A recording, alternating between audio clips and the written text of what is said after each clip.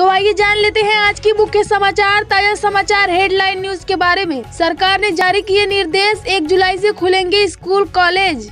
23 जून से शुरू हो जाएगा भारत दुबई अमीरात एयरलाइंस सेवा। यात्रा के लिए इन दस्तावेजों का होना जरूरी। फ्री में राशन के साथ 18 रुपए किलो चीनी और 3 रुपए लीटर मिलेगा मिट्टी का तेल। कर्फ्यू में ढील, अब हफ्ते के 5 दिन खुलेंगी दुकानें। इस दिन शुरू होंगी 4 धाम यात्रा। कोरोना से जान गंवाने वालों के परिजन को नहीं मिलेंगे अब 4-4 लाख का मुआवजा। 2 से अधिक बच्चे वाले माता पिता की बढ़ेंगी मुश्किलें। तैयार हो रहा जनसंख्या नियंत्रण के लिए कानूनी मसौदा। दिल्ली में महसूस किए गए भूकंप के झटके 2.1 रही तीव्रता। अब जिले में 500 पार हुए एक्टिव केस, तो लगेगा कोरोना कर्फ्यू। कल से मिल रही ये छूट। रेल यात्रियों के लिए बड़ी खुशखबरी, अब रिफंड के लिए नहीं करना होगा इंतजार, तुरंत खाते में आ जाएगा पैसा। दिल्ली, यूपी, बिहार समेत कई राज्यों में भारी बारिश का अलर्ट। जाने IMD का ताज़ा अपडेट। जी हाँ, एक एक करके सारी खबर हम आपको एकदम विस्तार से बताएंगे, इसलिए वीडियो को पूरा अंत तक जरूर देखना। और हाँ, अगर अभी तक वीडियो को लाइक नहीं किया है तो लाइक करके ज्यादा से ज्यादा लोगों में शेयर कर दें, क्योंकि आपका लाइक शेयर ही हमारी मेहनत का फल होता है। तो चलिए फटाफट से जान लेते हैं पहली बड़ी खबर। तेलंगाना सरकार ने जारी किए निर्देश, 1 जुलाई से खुलेंगे स्कूल कॉलेज। जी हाँ, आपको बता दें कि कोरोना वायरस के घटते मामलों के बीच धीरे धीरे सभी राज्य अनलॉक की प्रक्रिया से गुजर रहे हैं। दूसरी लहर में कोरोना के कहर से बचने के लिए लगाए गए लॉकडाउन को खोलने का समय आ गया है। इसी क्रम में तेलंगाना में भी आज से लॉकडाउन खत्म हो चुकी है। साथ ही सरकार ने स्कूल कॉलेजों को दोबारा से खोलने का भी फैसला लिया है। इसी के साथ लेते हैं अगली बड़ी खबर। किसान आंदोलन महापंचायत में शामिल हुए दिल्ली के 12 गाँव के लोग। सिंधु बॉर्डर की एक तरफ खोलने की मांग। जी हाँ, आपको बता दें कि दिल्ली के 12 गाँव और हरियाणा के 17 गाँव के लोग महापंचायत में शामिल हुए। गांव वालों का कहना है कि उनकी 3 मांगे हैं। एक तरफ से सिंधु बॉर्डर खोलो, कोई हिंसा नहीं होनी चाहिए और प्रदर्शनकारियों के लिए बैरिकेड्स नहीं लगाने चाहिए। इसी के साथ लेते हैं अगली बड़ी खबर। जम्मू कश्मीर पर सर्वदलीय बैठक से पहले बौखलाया पाकिस्तान, भारत को दी चेतावनी। जी हाँ, आपको बता दें कि राजधानी दिल्ली में 24 जून को प्रधानमंत्री नरेंद्र मोदी ने जम्मू कश्मीर के मुद्दे पर चर्चा करने के लिए एक सर्वदलीय बैठक बुलाई है। इसमें जम्मू कश्मीर के 14 नेताओं को बुलाया गया है। माना जा रहा है कि इस बैठक में केंद्र शासित प्रदेश में विधानसभा चुनाव कराने का खाका तैयार किया जाएगा। उधर उच्च स्तरीय बैठक की खबर मिलते ही पाकिस्तान की बौखलाहट खुलकर सामने आ गई है। पाकिस्तान ने शनिवार को कहा कि वो कश्मीर के विभाजन और उसकी जनसांख्यिकी बदलने के भारत के किसी भी कदम का विरोध करेगा। लेते हैं अगली बड़ी खबर। रेल यात्रियों के लिए खुशखबरी, अब रिफंड के लिए नहीं करना होगा इंतजार, तुरंत खाते में आ जाएंगे पैसे। जी हाँ, आपको बता दें कि भारतीय रेलवे ने रेल यात्रियों को एक बड़ी राहत दी है। जो यात्री IRCTC की वेबसाइट या ऐप पर ऑनलाइन ट्रेन टिकट बुक करते थे और फिर उसे कैंसिल कर रहे थे, उन्हें अपना रिफंड पाने के लिए 2-3 दिनों तक इंतजार नहीं करना पड़ेगा। लाइव हिंदुस्तान की रिपोर्ट के अनुसार जो यात्री रेलवे के माध्यम से टिकट बुक करते हैं, उन्हें टिकट रद्द करने के तुरंत बाद उनका रिफंड मिल जाएगा। इसी के साथ लेते हैं अगली बड़ी खबर। 23 जून से शुरू हो जाएगा भारत दुबई एयरलाइंस सेवा। यात्रा के लिए इन दस्तावेजों का होना जरूरी। जी हाँ, आपको बता दें कि कोरोना वायरस महामारी की दूसरी लहर से भारत के बुरी तरह प्रभावित होने के बाद कई देशों ने यात्रा प्रतिबंध लगा दिया था। वहीं अब दुबई ने भारत के यात्रियों के लिए यात्रा प्रतिबंधों में ढील दी है।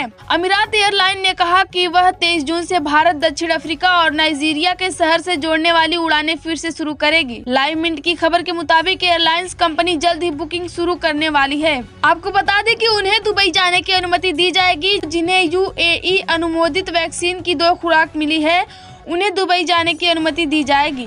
इसी के साथ लेते हैं अगली बड़ी खबर। अब जिले में 500 पार हुए एक्टिव केस, तो लगेगा कोरोना कर्फ्यू। कल से मिल रही ये छूट। जी आपको बता दें कि उत्तर प्रदेश सरकार ने राज्य के सभी 75 जिलों में रात्रिकालीन कर्फ्यू में 21 जून से 2 घंटे की और छूट देने का फैसला किया है और अब सप्ताह में 5 दिन दुकान, बाजार, मॉल और रेस्तरां खुल सकेंगे। प्रदेश के मुख्य सचिव राजेंद्र कुमार तिवारी ने शनिवार को कोरोना कर्फ्यू के नए दिशा निर्देश जारी किए हैं। नए दिशा निर्देश के मुताबिक राज्य के सभी जिलों में सोमवार से शुक्रवार तक सुबह 7 बजे से रात्रि 9 बजे तक कंटेनमेंट जोन को छोड़कर सभी दुकानों और बाजारों को खोलने की इजाजत रहेगी। शनिवार तथा रविवार साप्ताहिक बंदी रहेगी। रेस्तरां और होटल सुबह 7 बजे से रात्रि 9 बजे तक 50% क्षमता के साथ खोलने की अनुमति हफ्ते में 5 दिन रहेगी। प्रदेश में मॉल खोलने की अनुमति सोमवार से शुक्रवार तक होगी।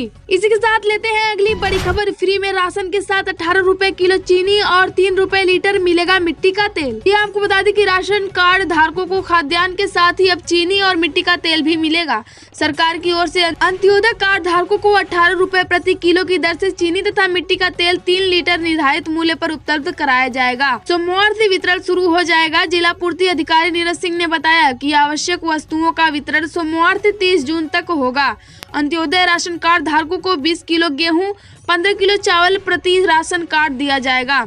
इसी के साथ ही इस बार चीनी व मिट्टी का तेल भी दिया जाएगा। विक्रेताओं को कोविड-19 की गाइडलाइन का पालन करते हुए वितरण के निर्देश दिए गए हैं। इसके साथ लेते हैं अगली बड़ी खबर। उत्तराखंड अनलॉक कर्फ्यू में ढील, अब हफ्ते में 5 दिन खुलेंगी दुकानें। इस दिन शुरू होगी 4 धाम यात्रा। दोस्तों आपको बता दें कि उत्तराखंड में कोरोना संक्रमण कम होने के बाद अब सरकार ने कोविड कर्फ्यू में और ज्यादा ढील दे दी है। प्रदेश सरकार अधिक ढील के साथ कोविड कर्फ्यू को जारी रखेगी।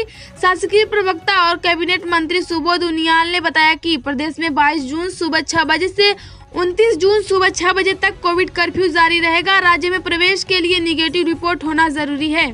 बताया गया है कि अब हफ्ते में 5 दिन दुकानें खुलेंगी। केवल शनिवार और रविवार को दुकानें बंद रहेंगी। आपको बता दें कि वहीं 3 जिलों के लिए 4 धाम यात्रा भी शुरू की जाएगी। 1 जुलाई से केवल 3 जिलों में चमोली, रुद्रप्रयाग और उत्तरकाशी के लिए 4 धाम यात्रा शुरू की जाएगी। वहीं 11 जुलाई से प्रदेश भर के लोगों के लिए 4 धाम यात्रा खोल दी जाएगी। इसी के साथ लेते हैं अगली खबर। पीएम मोदी से मिलने पहुंचे अमित शाह और राजनाथ सिंह, जम्मू कश्मीर के मुद्दों पर चर्चा संभव। जी हां, आपको बता दें कि प्रधानमंत्री नरेंद्र मोदी की अध्यक्षता में 24 जून को जम्मू कश्मीर के प्रमुख राजनीतिक दलों के नेताओं के साथ एक उच्च स्तरीय बैठक होनी है। इससे पहले प्रधानमंत्री नरेंद्र मोदी ने रविवार को यहां अपने आधिकारिक आवास पर अमित शाह और राजनाथ सिंह समेत केंद्रीय मंत्रियों से मुलाकात की। मोदी ने इस महीने की शुरुआत में विभिन्न मंत्रालयों के लिए अब तक किए गए कार्यों का जायजा लेने के लिए विभिन्न समूहों में केंद्रीय मंत्रियों के साथ लगभग 5 बैठकें की थी। सूत्रों ने बताया कि शाह और सिंह के अलावा केंद्रीय मंत्री निर्मला सीतारमण और पीयूष गोयल भी आज की बैठक में शामिल हुए। इसके साथ लेते हैं अगली बड़ी खबर। दिल्ली में चिराग पासवान ने दिखाई ताकत, बहुमत का किया दावा। हाजीपुर से शुरू करेंगे संघर्ष यात्रा। जी हां, बिहार की राजनीति में रामविलास पासवान की खड़ी गई पार्टी लोजपा में हक की लड़ाई अब दिलचस्प मोड़ पर पहुंच गई है। रविवार को चिराग पासवान ने अपने घर पर राष्ट्रीय कार्यकारिणी की बैठक बुलाकर चर्चा पशुपति कुमार पारस को पार्टी का सिंबल और नाम नहीं इस्तेमाल करने की चुनौती दी। चिराग और उनके समर्थकों ने दावा किया कि 12 राज्य कमेटियों के अध्यक्ष समेत राष्ट्रीय कार्यकारिणी के 90% लोग उनके साथ हैं। इसी के साथ लेते हैं अगली बड़ी खबर। कोरोना से जान गंवाने वालों के परिजनों को नहीं दे सकते 4-4 लाख का मुआवजा। जी हां, देश भर में कोरोना वायरस संक्रमण की वजह से जान गंवाने वाले लोगों के परिवार को 4 लाख रुपए सहायता राशि दिए जाने का अनुरोध करने वाली याचिका पर केंद्र सरकार ने सुप्रीम कोर्ट में जवाब दाखिल किया है। सुप्रीम कोर्ट ने हलफनामा दाखिल कर केंद्र सरकार से कहा कि वह कोरोना वायरस की वजह से जान गंवाने वाले लोगों के परिवार को 4-4 लाख रुपए का मुआवजा नहीं दे सकती है, क्योंकि आपदा प्रबंधन कानून में केवल भूकंप, बाढ़ आदि प्राकृतिक आपदाओं पर ही मुआवजे का प्रावधान है। सरकार ने आगे कहा कि अगर एक बीमारी से होने वाली मौत पर मुआवजे की राशि दी जाए और दूसरी पर नहीं तो यह पूरी तरह से गलत होगा। इसी के साथ लेते हैं अगली बड़ी खबर। 2 से अधिक बच्चे वाले अभिभावकों की बढ़ेगी मुश्किलें, तैयार हो रहा जनसंख्या नियंत्रण के लिए कानूनी मसौदा। जी हां, आपको बता दें कि उत्तर प्रदेश में 2 से अधिक बच्चे वाले पेरेंट्स की मुश्किलें बढ़ने वाली हैं। राज्य विधि आयोग ने प्रदेश में जनसंख्या नियंत्रण के लिए कानूनी मसौदा तैयार कर दिया है। मिल रही जानकारी के मुताबिक राशन और अन्य सब्सिडी में कटौती के विभिन्न पहलुओं पर विचार शुरू कर दिया गया है।